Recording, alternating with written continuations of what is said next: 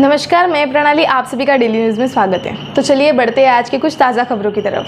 कांग्रेस की भारत जोड़ो यात्रा महाराष्ट्र में अपने अंतिम चरण में है। महाराष्ट्र में यात्रा के 12वें दिन शुक्रवार की सुबह अकोला जिला के बालापुर से यात्रा फिर से शुरू हुई और बुल्ढाना जिला के शेगांव की ओर जा रही है, जहां राहुल गांधी एक जनसभा को संबोधित करेंगे। यात्रा की सुबह के सत्र में महात्मा गांधी के प्रपौत्र तुषार गांधी राहुल गांधी के साथ शामिल हुए। अकोला जिला में राहुल गांधी इन्होंने पत्रकार परिषद का आयोजन किया था। आइए देखते हैं उन्होंने क्या कहा। भारत में पिछले 8 साल से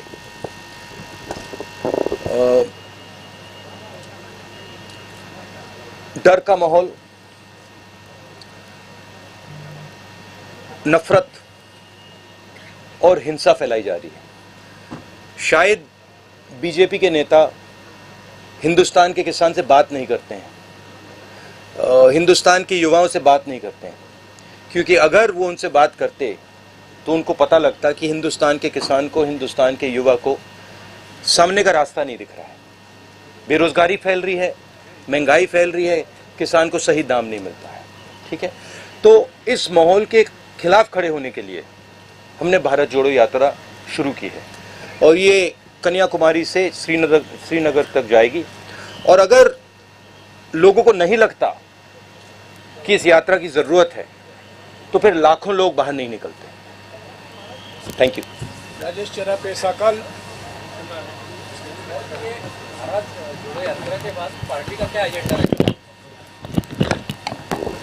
भैया, ये आपको कांग्रेस प्रेसिडेंट से पूछना पड़ेगा, खारगे जी से। He is now the president of the Congress party and he is the person who is going to give direction.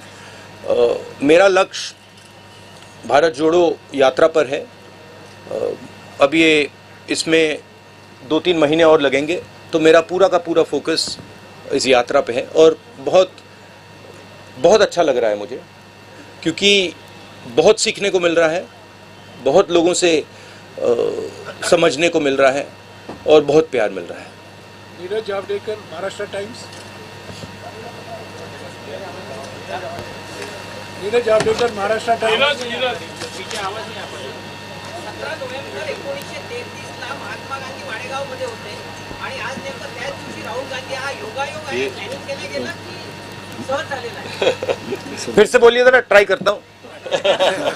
1933 में नहीं, मराठी में। 1933 ला आजच्या दिवशी 17 नोव्हेंबरला महात्मा गांधीची सभा होती वाडेगावात. हां. ते वाडेगाव गाव आहे, तिथेच गाव समजा.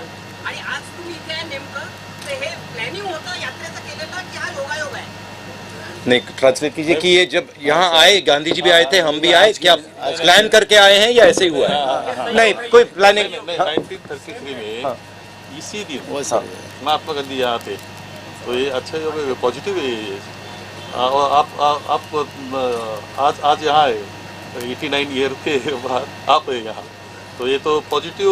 देखिए, पॉजिटिव बात है। प्लान तो नहीं है, मगर महात्मा गांधी कुछ चीज़ थे और हम कुछ और हैं। मतलब कोई ये कंपैरिजन मत कीजिए प्लीज़, ये हमें मतलब ये गलत कंपैरिजन है। No event. Prabodh Deshpande. He is Mahatma Gandhi ने देश को रास्ता दिखाया। महात्मा गांधी ने अपनी पूरी जिंदगी देश के लिए लड़ने में लगा दी, तो कोई कंपैरिजन नहीं। इतने बड़े मुझे दो प्रॉब्लम्स दिख रहे हैं। एक प्रॉब्लम है कि युवा को ये भरोसा नहीं है कि उसे रोजगार मिल सकता है, चाहे वो कुछ भी पढ़ ले, किसी भी यूनिवर्सिटी में चला जाए, सर्टिफिकेट मिल जाए, मगर वो आपको गारंटी करके ये नहीं कह सकता कि अगर मैंने इंजीनियरिंग की ट्रेनिंग की है तो मैं इंजीनियर बनूंगा या मजदूरी करूंगा। और ये यूनिवर्सल है। मतलब मुझे जो पढ़ाई कर रहे हैं उनमें से एक युवा नहीं मिला जिसने कहा हाँ मुझ में कॉन्फिडेंस है कि मुझे रोजगार मिल जाएगा। तो ये पहला बड़ा मुद्दा है। उसको अगर आप थोड़ी गहराई से देखें तो उस युवा के माता पिता ने मेहनत करके उसे उसकी शिक्षा के लिए पैसा मोस्टली प्राइवेट प्लेयर्स को दिया है, प्राइवेट इंस्टीट्यूशंस को दिया है।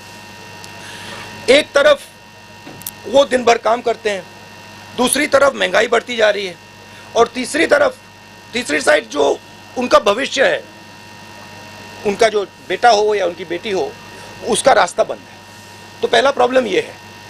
दूसरा प्रॉब्लम किसानों का प्रॉब्लम है, जो देश को भोजन देता है, जो प्रोडक्टिव एलिमेंट है हिंदुस्तान में, उसको कोई सपोर्ट नहीं है, उसको कोई मदद नहीं है, उसको सही दाम नहीं मिलता। वो बीमा भरता है, उसको जब आंधी आती है, तूफान आता है, उसको मतलब पैसा नहीं मिलता, कर्जा माफ उसका कभी नहीं होता। तो ये दो बड़े मुद्दे, बड़े प्रॉब्लम्स दिख रहे हैं। और तीसरा जो है जुड़ा हुआ है कि सब लोग ये कहते हैं कि अगर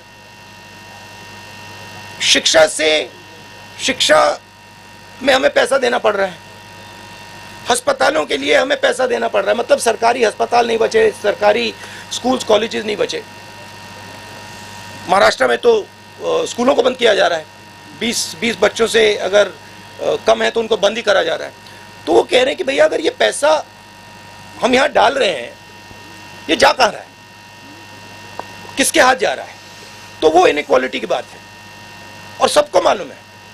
मैं किसानों से पूछता हूँ, भैया एक बात बताओ, ये आपका सिलेंडर, गैस सिलेंडर महंगा हुआ, पेट्रोल का दाम बढ़ा, आपके जेब में से पैसा जा रहा है, ये जा कहाँ रहा है? इमीडिएटली आंसर मिलता है, सब जानते हैं।